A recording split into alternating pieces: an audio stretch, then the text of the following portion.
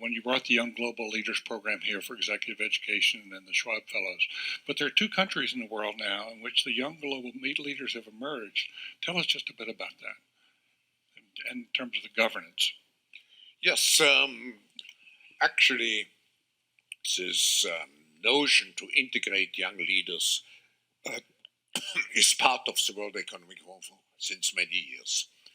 And I have to say, when I mention now names like Mrs. Merkel, even Vladimir Putin and so on, they all have been young global leaders of the World Economic Forum.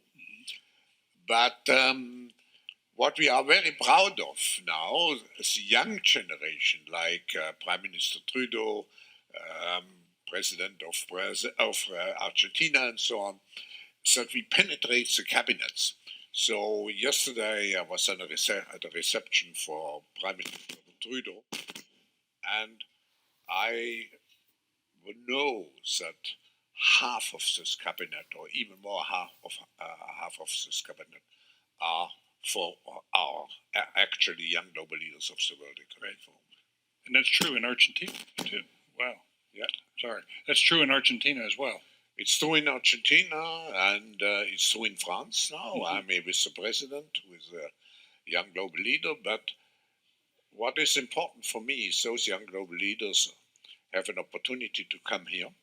And we, in addition to the young global leaders, we have now the global shapers in 450 cities around the world.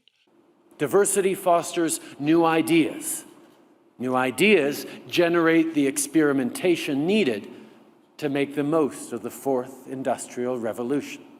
The measure of a society, of a just society, is not whether we stand up for people's rights when it's easy or popular to do so. It's whether we recognize rights when it's difficult, when it's unpopular. We are a society that stands up for people's rights, and when governments fail to respect people's rights, we all end up paying. If you don't want to get vaccinated, that's your choice. But don't think you can get on a plane or a train besides vaccinated people and put them at risk. Stop breaking the law! Yay!